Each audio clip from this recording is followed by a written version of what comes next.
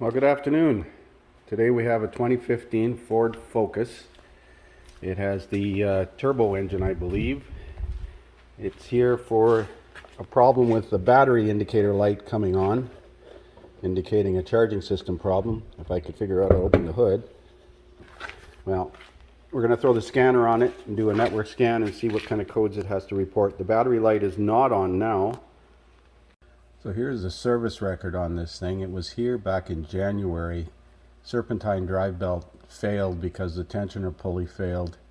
So it had low battery voltage, low battery voltage, low battery voltage, and multiple modules. So we'll scan it today and see what kind of codes we have. Automatic ID.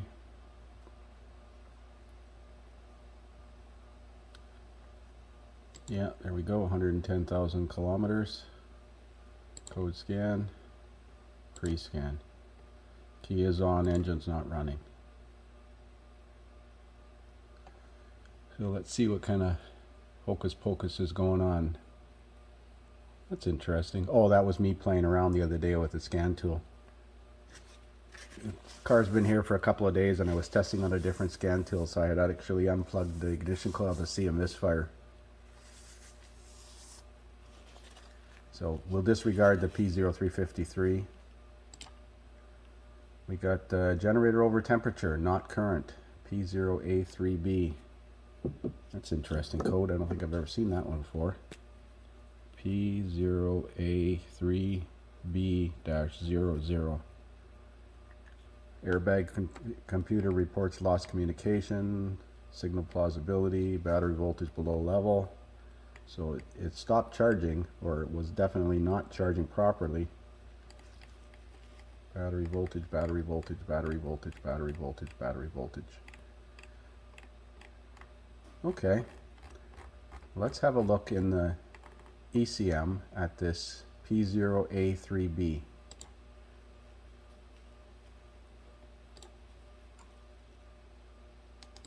If it's even got it in the troubleshooter here. P0,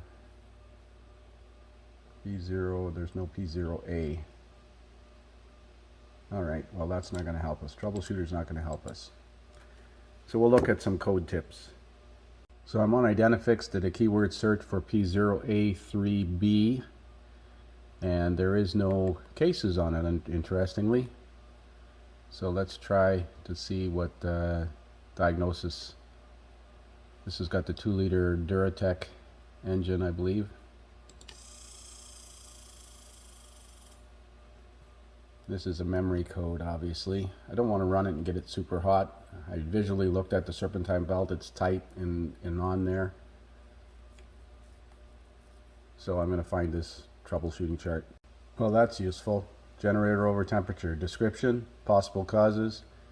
Refer to description, possible causes, and diagnostic aids for this DTC. Thank you very much. Generator over temperature. Carry out self-test of the PCM and diagnose any grill shutter or cooling fan diagnostic trouble codes. If no grill shutter or cooling fan diagnostic trouble codes are present, install a new generator. Well, that's cut and dry, I suppose. I love that when they go straight to the major part. Well, we're going to do a self-test on this thing and see if there's any active codes. Okay, I went click back one too many. Go back into engine, codes menu, key on engine off, self-test. That should test the grill shutter if it even exists on this car. It might be too cool though. It might set a fault code for being too cool because I just brought it in from outside. Mind you, it's a nice warm day. No codes present.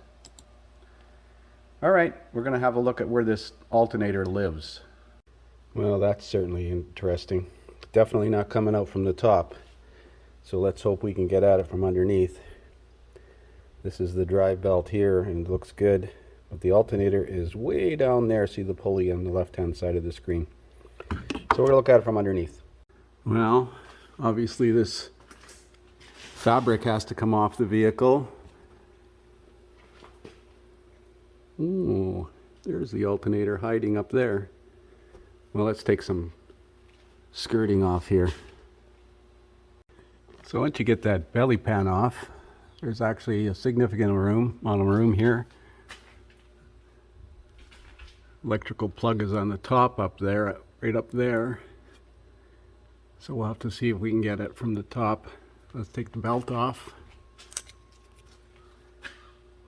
Belt tensioner is up top too, so probably best if we remove the belt and see if we can get at the electrical cables. So you need a 15mm open-end wrench to remove the serpentine belt. One nut, 13mm nut, you can get at through the opening here, moving that looks like a radiator hose, coolant hose out of the way a little bit. Just move it up, just like so.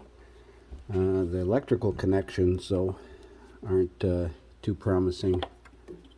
Let's stick the light down here and see if I can see the electrical wires. You know, maybe we can, when we drop it down, we'll be able to see it. So I managed to get the electrical plug off. You can see it down there in the picture, and you can see the cap. I've got the rubber cap off the end of the bolt. I use these pliers to reach down there to squeeze the terminal release clip and pull the connector up.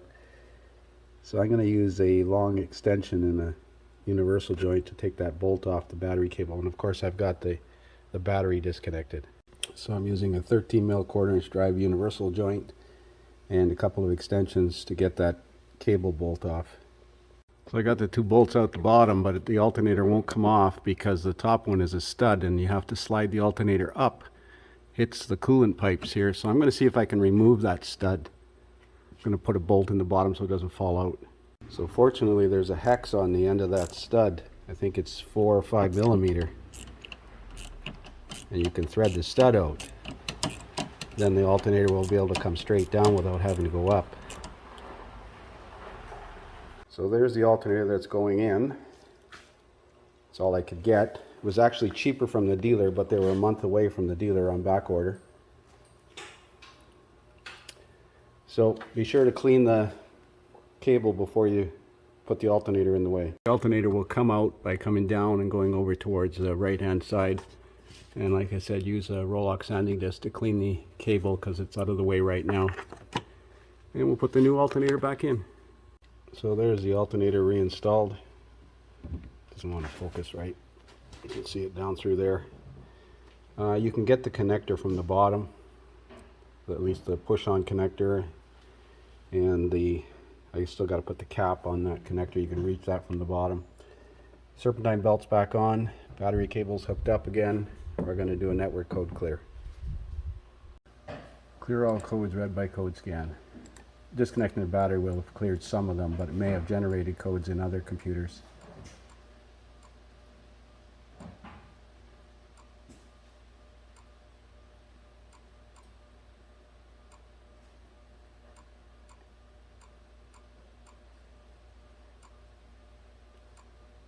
Let's see how many computers it talks to.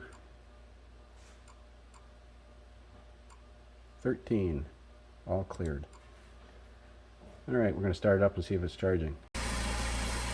So go into data, running, no warning lights on. Let's check engine management data, that'll give you system voltage. Probably put a voltmeter on it just to be safe. Look at the diode ripple. Barometric pressure, 14 psi.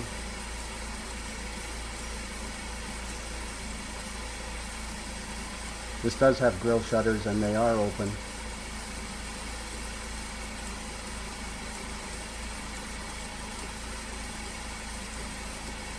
Not in that data list? Guess not.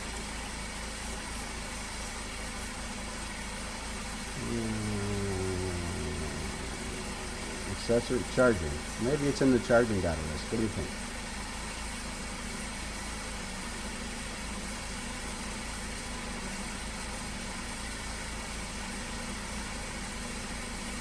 Okay. Generator voltage desired, 14.6.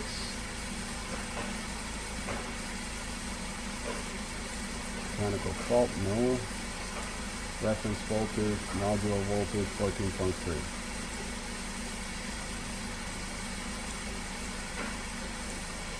Well, it appears to be working okay.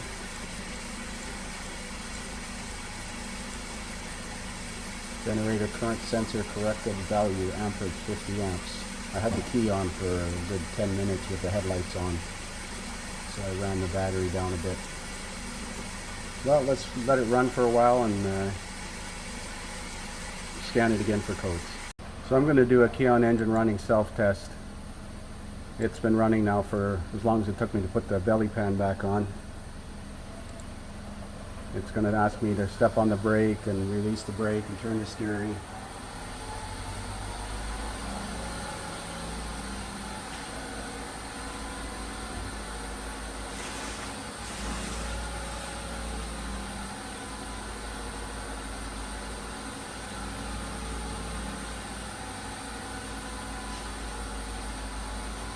So I stepped on the brake, released the brake. It doesn't have a cycle overdrive because this is a standard, believe it or not.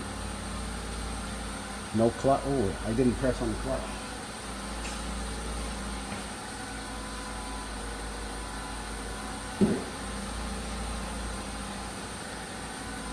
Okay, so I depressed and released the clutch as well. Not used to standards.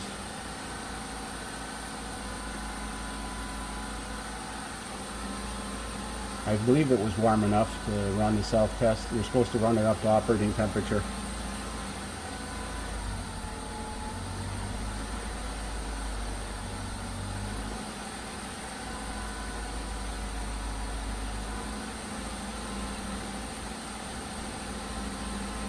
This test is usually pretty quick, like a couple of minutes.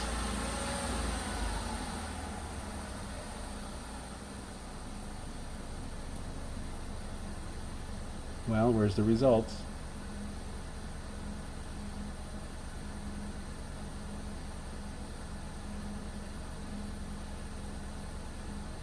No codes present. Yay. Well, that's a wrap. We'll call this one fixed.